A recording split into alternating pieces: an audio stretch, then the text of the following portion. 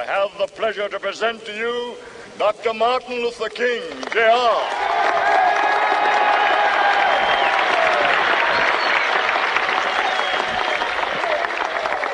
I am happy to join with you today in what will go down in history as the greatest demonstration for freedom in the history of our nation.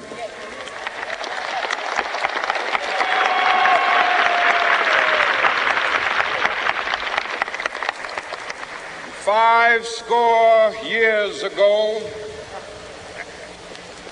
a great American in whose symbolic shadow we stand today signed the Emancipation Proclamation. This momentous decree came as a great beacon light of hope to millions of Negro slaves who had been seared in the flames of withering injustice. It came as a joyous daybreak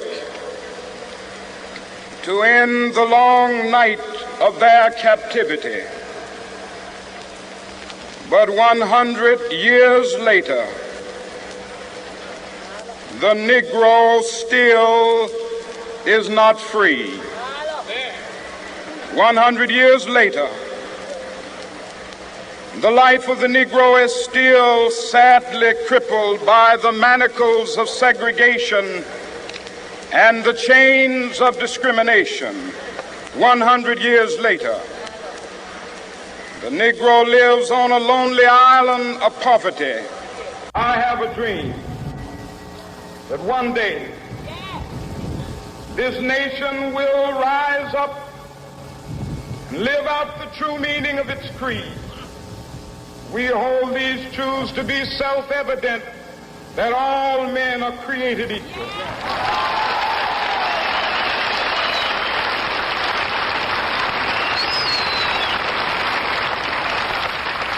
I have a dream that one day on the red hills of Georgia, sons of former slaves and the sons of former slave owners will they be able to sit down together at the table of brotherhood. I have a dream that one day, even the state of Mississippi, a state sweltering with the heat of injustice, sweltering with the heat of oppression, will be transformed into an oasis of freedom and justice. I have a dream. My four little children will one day live in a nation where they will not be judged by the color of their skin, but by the content of their character. I have a dream today.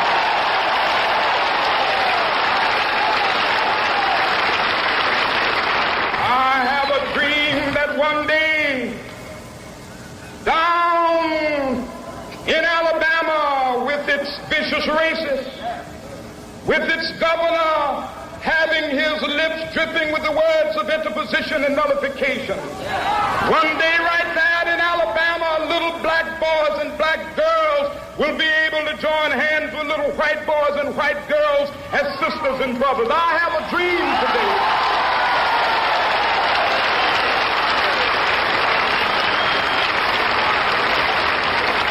I have a dream that one day every valley shall be exalted, and every hill and mountain shall be made low. The rough places will be made plain, and the crooked places will be made straight, and the glory of the Lord shall be revealed, and all flesh shall see it together.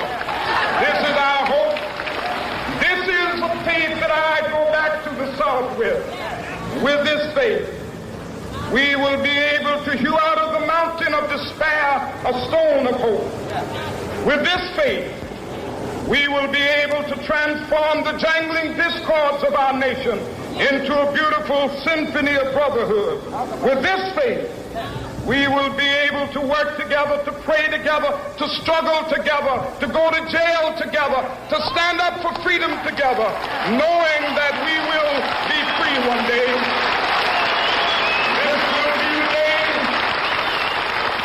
This will be the day when all to sing with new meaning, my country, tears of thee. Sweet land of liberty, of thee I sing. Land where my fathers died, land of the pilgrim's pride. From every mountainside, let freedom ring. And if America is to be a great nation, this must become true. And so let freedom ring. From the prodigious hilltops of New Hampshire, let freedom ring. From the mighty mountains of New York, let freedom ring. From the heightening Alleghenies of Pennsylvania, let freedom ring. From the snow-capped Rockies of Colorado, let freedom ring. From the curvaceous slopes of California. But not only that, let freedom ring from Stone Mountain of Georgia. Let freedom ring from Lookout Mountain of Tennessee. Let freedom ring from every hill and molehill of Mississippi, from every mountainside. Let freedom ring, and when it happens, when we allow freedom ring, when we let it ring from every village and every hamlet, from every state and every city, we will be able to speed up that day when all of God's children, black men and white men, Jews and Gentiles, Protestants and Catholics, will be